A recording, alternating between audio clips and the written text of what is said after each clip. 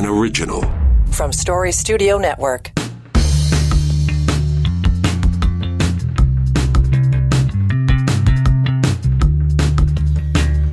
Well, here we go. Look at that. Tuesday, October the 3rd. Welcome in. It's Now and Next. Dave Trafford here for Story Studio Network. And it has been a momentous 24 hours here. It's all about production for sure. The clan around the house and extended across various parts of the country welcomed the newest member of the family last night. Elliot David Trafford bounced into the world early last evening at Mount Sinai Hospital in downtown Toronto, tipping the scales at 8 pounds 1 ounce. By all accounts, everybody did very well in the whole process. Now, he was a few days late, supposed to be here on Saturday based on the calculations and all that stuff. But hey, took a few days, showed up on a Monday, and apparently came in something of a hurry. So it all worked out very well. So as we record this, he's just pushing 18 hours old. Yeah. We're all excited because my wife and I are going to have our audience later this afternoon. We're going to go and get our first visit, which is cool anytime you get to do that. With the grandbabies. But the most fun, I think, is going to be introducing his big brother to Elliot. James is going to get to go and visit today, too. So, anyway, lots of excitement in our part of the world, and we are most grateful for that and to be able to talk about, our extended family and everybody's hale, hearty, and healthy. And had a good chat with my brother last night. Kelly was recently retired. Worked for years in the photography business. Yeah. Wholesale. Worked at Japan Camera. Worked at Vistech. If you're a photog bug, you'll know that spot. Anyway, he's excited about his retirement. And we're celebrating his birthday next weekend. So all of this is coming together quite nicely as we head into the maw of autumn. And I say that with glorious admiration. For me, this is a kind of a cool time of the year. So yes, October will be a busy birthday month in our house. We've Kelly's birthday, my brother. We've got Elliot's birthday, Piper's birthday, and Piper's dad, Daniel's birthday. So it's a busy time for us. So in October, just generally, if you're a sports fan, not bad either. Was watching the Leafs lose to the Canadiens last night while we were all texting details about Elliot's arrival, which was quite fun. And everybody in this part of the world all on edge because the Blue Jays are going into the playoffs today. So, yeah, against the Twins. I was trying to get David Schultz on the show this week. If you're a close and careful listener, you'll know David is a professor of political science and constitutional law at Hamline University in Minnesota. We've been dealing with each other for years on the radio and on the podcast, and he's been sort of our go-to voice on U.S. politics. Lots going on. Yesterday, Mr. Trump was in front of the courts, and he's already been found, guilty, so to speak, in part of that fraud trial that's going on in New York. And that continues. So there's no shortage of stuff to talk about. But David's schedule being what it was, I said, can you join us on Tuesday? Doesn't teach Tuesday, so that usually that's a good day. Has another appointment, can't do it.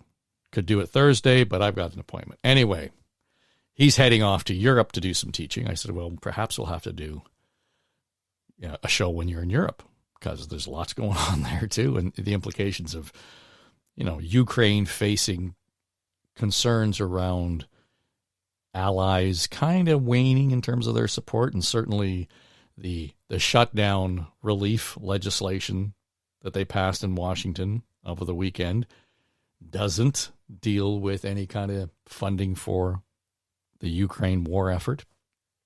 So there's some real implications there geopolitically. But, of course, David and I just decided that maybe this week was not the best week to be exchanging, opinions on big matters of what was going on in and around the world when his Minnesota Twins and our Toronto Blue Jays were tangling in the wild card. So we're going to, sort of put down our tools, wait till he settles. And I said to him, whenever we can connect, there's no question there will be things to talk about on the U.S. political landscape. So anyway, that's all to come, and we're all excited about our audience later today with Elliot. This is October, and of course, there's a whole couple of things. It's Cybersecurity Month. Did you know that? So it's a good time to tell you should check out our cybersecurity podcast at Story Studio Network. It's called One Click to Cyber Chaos, and it's hosted by Kim Geddes and Jeff Musson at Coding for Veterans. And so this would just be the time to be a little bit more aware of what's going on in your cyber hygiene at home and at work and the institutions that you deal with. It's a good show, so check that out. One Click to Cyber Chaos. But we're also very excited to launch a whole new show, and it's coming next month. And, well, it's because we're going to talk about it because October is Breast Cancer Awareness Month.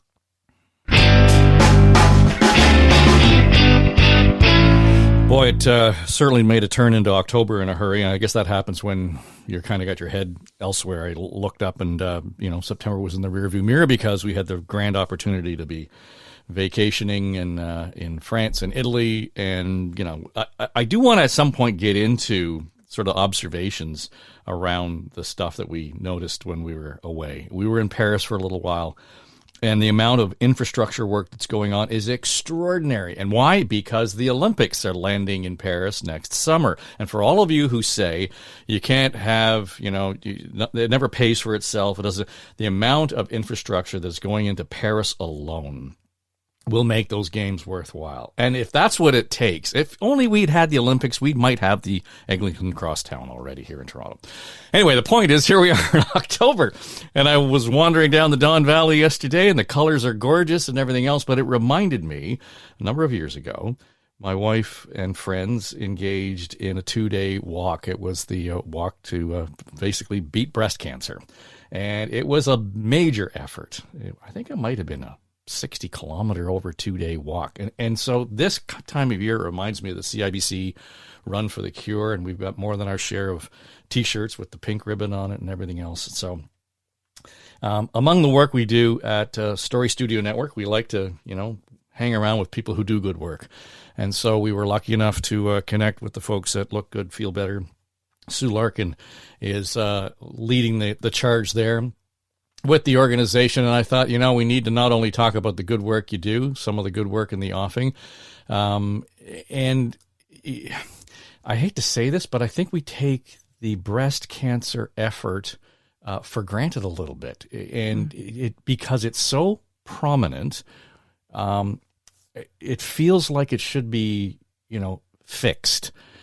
And it's funny how much the degree to which you guys and the breast cancer industry, and I use that with all due respect, gets so much attention as it should, but there's still a lot of work to do. Absolutely. Absolutely. It's in the podcast that SSN is working for us, we were chatting with a wonderful guest, Dr. Margaret Fitch. She's a nurse, psychosocial support, a huge pioneer in this industry. And she was talking about the fact that cancer, we use this broad term, but it's actually up to 200 different illnesses. So even within breast cancer, there's multiple types. And then you expand outside of breast and you've got all of these different types of cancer. So it's not, looking at one illness. It's looking at multiple illnesses. Yeah, I was talking to folks at the Breast Cancer Association last year, the national group, and they were making that very point, and that this was more or less the community messaging that we're really going to have to understand, that for all of the successes around the research and the treatments and beating cancer, what's happening as a result is they're discovering, to your point, there's another strain, there's a different variety, there's something that we hadn't detected before. And the reason they're able to do that is because, good fundraising, big organizations are really doing the heavy lifting on a lot of this stuff. And people are putting the running shoes on and going for the walks and runs, and that's really helping. But it makes your point how insidious this is. And I think you will know better than anybody, given the work that you're doing. It'd be pretty hard to find somebody who hasn't been touched by breast cancer. The stats, if I recall the most recent, about 1 in every 2.4 Canadians will be diagnosed with cancer in their lifetime. And so, Dave, you mentioned off the top, in my mind, I can think of, 4 or 5 people in my personal life that have been impacted, not just by breast, but by other cancers as well. And, for me, it's twofold. There's the research to help find cures, to help find better treatments, but also taking care of the people that are going through treatment right now. Yeah. And, that's at Look Good, Feel Better. That is what we are doing, not just for breast cancer, for people facing all cancers, because the research is extremely important. The medical treatment is extremely important, but so is what we call the psychosocial support. And there's a ton of amazing groups. We're one of them that's really helping people with almost the mental health aspect of going through treatment. Yeah, my dad went through it in 2016 to 2018, and of course he probably should have bought a lottery ticket based on the kind of cancer he had. He had this very rare bile duct cancer, and the long and the short of it is, I realized going through that, as did the rest of the family, to your point, that all of a sudden the caregivers in the home need a whole lot more support than you might otherwise think. Oh, yeah. Yeah, everybody around needs that support. There's the caregivers who are exhausted. There's the patient themselves. There's often, young children can be involved. And then there are people that also need support that maybe don't have caregivers. Mm-hmm. We were talking about this the other day. Before I started working with Look Good, Feel Better, I realized I really had fallen into what I call the Hollywood version of cancer. It's someone sitting in a Muskoka chair, drinking a cup of tea, looking wistfully at a body of water. And that's just not what it is. People are still needing to work sometimes as they go through treatment. People are still needing to look after kids. People are having caregivers, but then they're trying to look after the caregivers. It's a full, I don't know too many people who sit on that Muskoka chair and look wistfully out on the water. Well, you touched on one part of it, and I realized I was lucky enough to have an employer who was supportive of me supporting my mom, supporting my dad. Right. And it meant for me in many cases, like a 4-hour drive down the 401 to go and make sure that I would spend a few days with them to get him to his treatments and all of those sorts of things. And so it didn't occur to me until then that, wow, this really does spread into the workplace, into the economy. There's all of that sort of soft stats that we don't really think of. Absolutely. Absolutely. And, David, like you, I live kind of downtown Toronto. I know when my uncle was going through treatment, the appointments, it was a drive down from Aurora on the DVP. That can be a couple hours. Mm-hmm. I've talked to folks, I was out in Saskatchewan last year, and in this tiny, tiny little town, like just an intersection essentially. And people were driving to Regina 2 hours every day to get their treatment. And the community just rallies. You know, they set up a chart, who can drive on this day. And sometimes the treatments are short. You might be driving for 2 hours to get a 15, 20-minute treatment, and then you head back. It's the logistics. It's like you need a logistics officer from the military sometimes, I think, to get through all of the appointments. Yeah, and I mean, we can go off on a tangent about the healthcare supports and whether or not it's a universal system, and maybe we'll save that for another show, because I really do want to get into what you guys are doing at Look Good, Feel Better. And I remember hearing about this working in the newsrooms, I don't know, it's got to be 15, 20 years ago. Oh, yeah. Just give me the origin story here, because it's really important, I think. Yeah. So we started in Canada just over 30 years ago, about 31 years ago now. And there were two groups. There was a group of medical professionals who started saying, hey, there's something here when people, and at the time women, going through treatment don't feel like themselves. There's a mental health impact on this. And at the same time, there was a movement within the beauty industry and the skincare and cosmetics industry, because there had been a Look Good, Feel Better that started down in the US. And so these groups kind of slowly realized they were doing the same work, and that's how we launched in Canada. And so Look Good, Feel Better actually exists in 27 countries around the world. We're independent here in Canada, but we share best practices with our global partners, and it's fabulous because we can learn what's going on. And so we started at Princess Margaret, we started in Montreal, and then we just grew from there.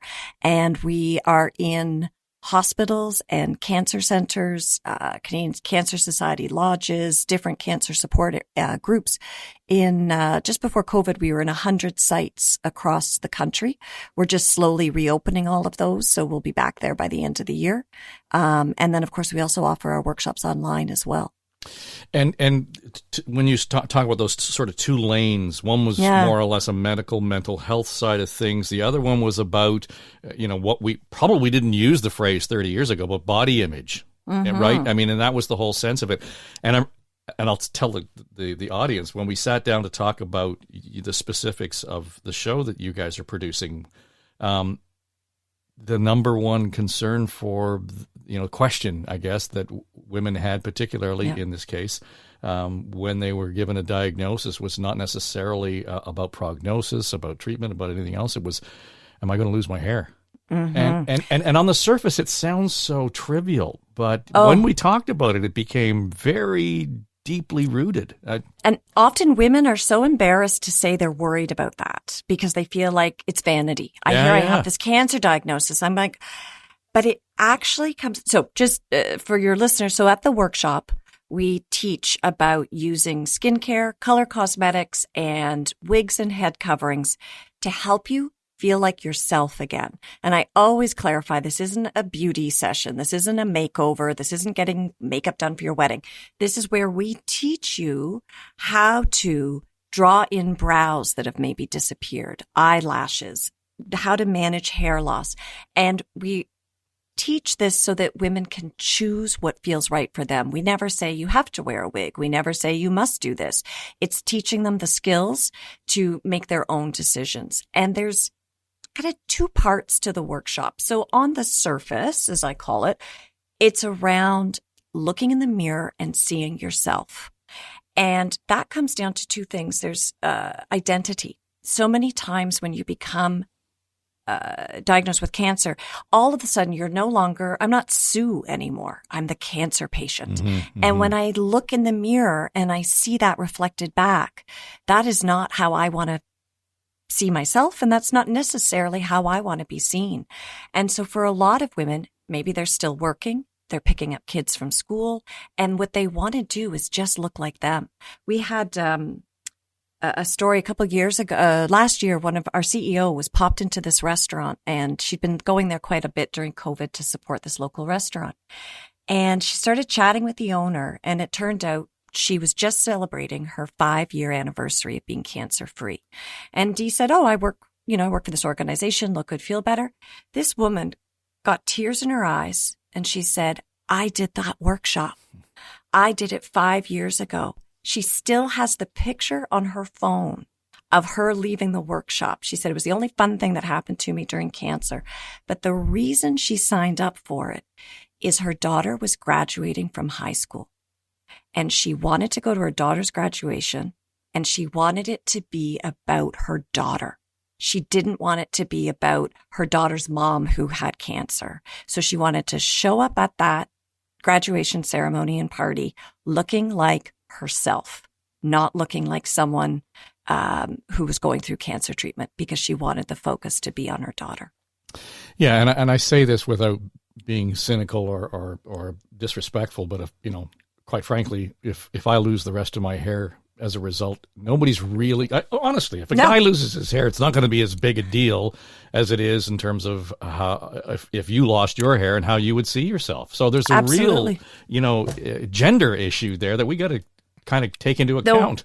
It's interesting, Dave. So just last year, we talked to our friends at the UK, Look Good, Feel Better in the UK. They have a workshop for men. And so we actually started one online last year. And you're right. A lot of the guys who join the workshop, they're in their 50s. Few of them have, robust hairlines at this point. But you'd be shocked at, because there's a lot of changes during treatment to your skin. It gets excessively dry. And a lot of men, especially kind of in that 50-year-old plus age range, might not have really thought about skincare. So they don't know about gentle cleansers, moisturizing, using sunscreen.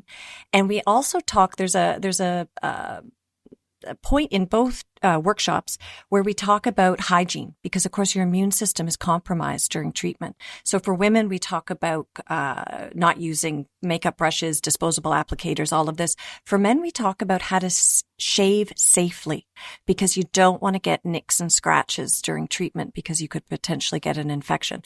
And then we actually do a little bit of a BB cream, which is like a very light foundation, and we show the men how to draw in their brows, because a lot of them don't really see what that impact of the brows would be. So the hair loss isn't as big a thing, but the dry skin and the brows and lashes is something they're really, and they actually love this BB cream because you can get a lot of dark circles, you can get a lot of skin changes that are quite visible. So, and as we talked about that and sort of the range of the conversation that you guys have had over the last 30 years, your peripheral vision has expanded.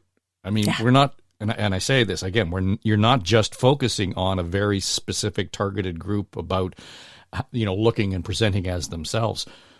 It sounds to me like you've actually kind of followed that narrative down the line and said, okay, these are the ancillary issues that we need to deal with. That in fact, the cancer patient is only ground zero in our discussion, that there is family, that there is caregivers. How does that present for your group?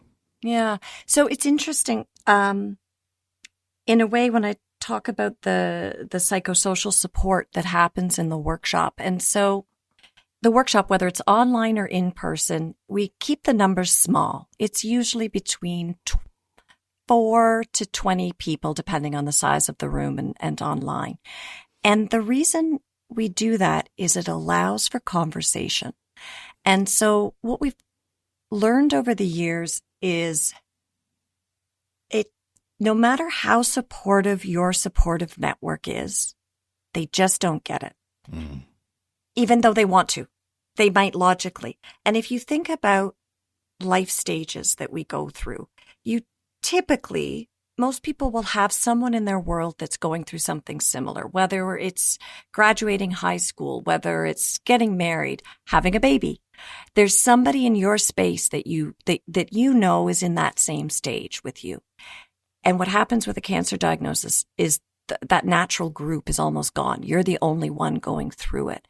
And as much as your friends and family can empathize, they just don't understand, right now, I'm in my late 40s. If I get together with my friends, we talk about teenagers and we talk about perimenopause because that's what we're going through.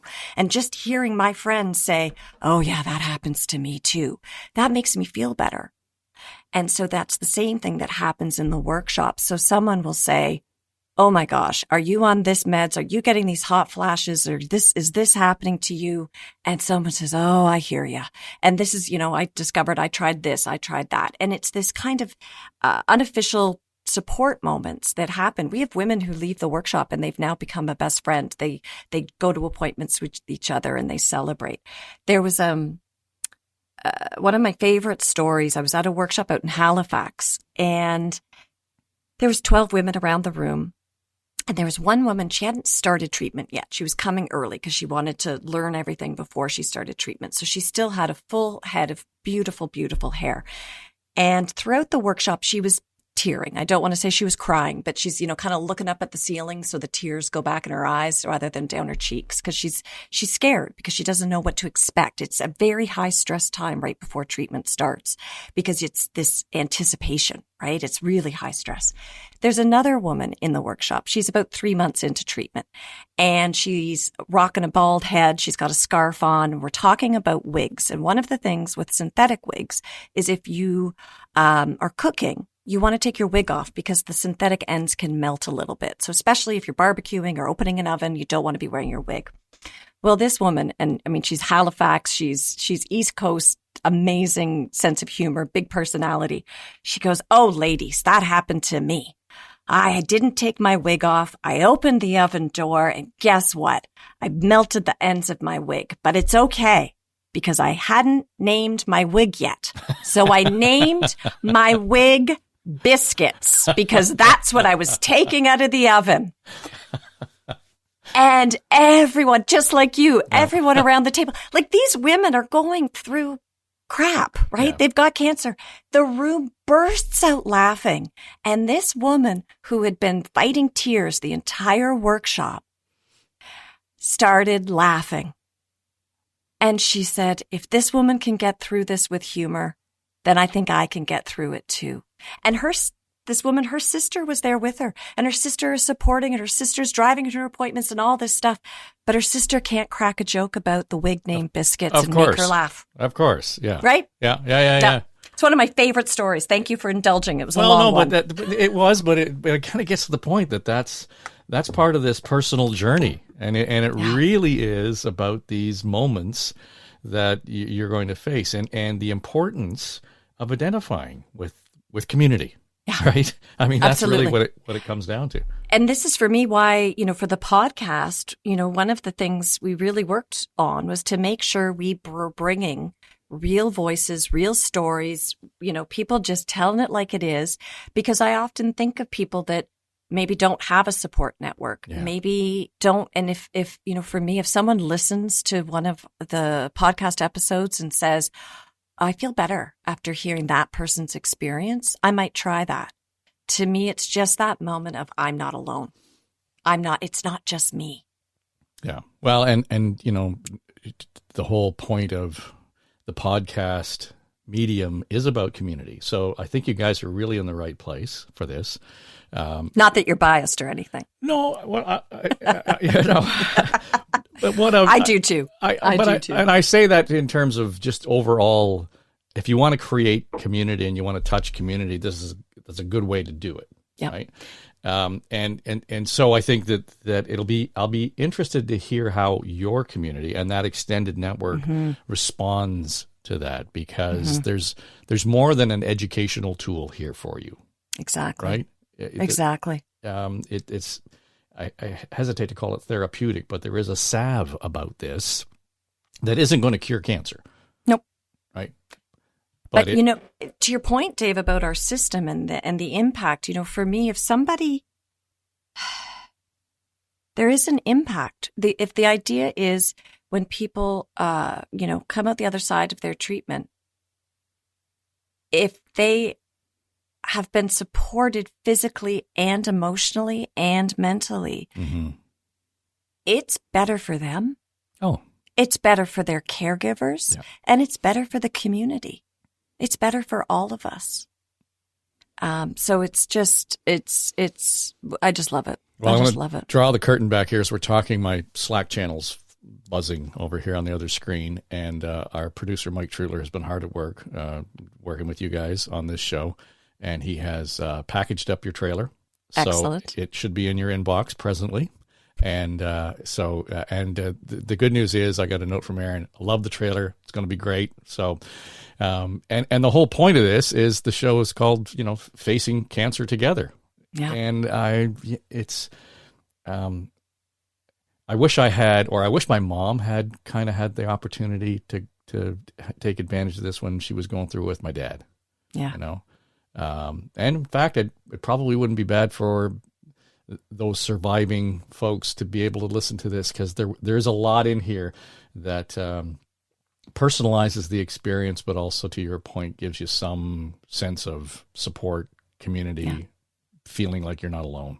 And there's a lot of good practical information in there too. That's, it's kind of what I love about both our workshop. We've got some other speaker series that we do, and the podcast. It's really that both. It's giving some practical information, like don't wear your synthetic wig when you open the oven, as well as that psychosocial, that emotional support. Because both are really important. So there will be all kinds of noise this month around fundraising around cancer, and I don't say that in a derogatory way. I just think that this is the month that we really hear about it. How can we help you guys? Oh, well, lgfb.ca is our website. And first of all, if anyone knows someone going through cancer, we always say to family and friends, one more thing you can do is say to your loved one, sign up for the workshop. Let me register you. I'll drive you to the appointment, or I'll help you log on to the Zoom, and just spread the word, because when someone says, I went through treatment, or my mom went through treatment and I didn't know about your workshop, it breaks my heart. I want to know that everyone out there who wants to join us knows about it. And of course, our workshops are complimentary. So it's free for everyone to attend. People get a beautiful product, a bag of skincare and cosmetic kits that are all donated by the industry. But of course, it takes funding to run these workshops. And so go to lgfb.ca. You can make a donation, or you can sign someone up, or do both. And if anyone out there listening is a makeup artist or an esthetician or a wig specialist, we are also always looking for volunteers, because our workshops, I have about 1,000 volunteers across the country who run these workshops, and they are incredible, giving and kind people. So it's a wonderful team to be part of. So let someone facing cancer know about the workshop. If you've got the skill set and the time, volunteer, and donations are always welcome. I was just reading today about inflation, of course, is a huge topic. And for the not-for-profit sector, not just Look Good, Feel Better, we get hit with all of these increases in expenses. Our shippings go up. Obviously we need to pay our staff a living wage. So everything goes up for us. But when your services are free, your revenue generation, we are dependent on donations from individuals and companies. The kindness of others. The kindness of others. Indeed. So it is lgfb.ca is the website. Sue Larkin is the Chief Operations Officer at Look Good, Feel Better, and coming to a podcast distributor in your inbox very soon. I'm really looking forward to hearing this show, and anxious to get some understanding of the feedback and the impressions that you guys are able to make with it. So it's been such a joy putting this podcast together. It has been probably one of my favorite projects I've ever worked on. I'm so excited for it to launch. Sue, thanks. Thank you, Dave.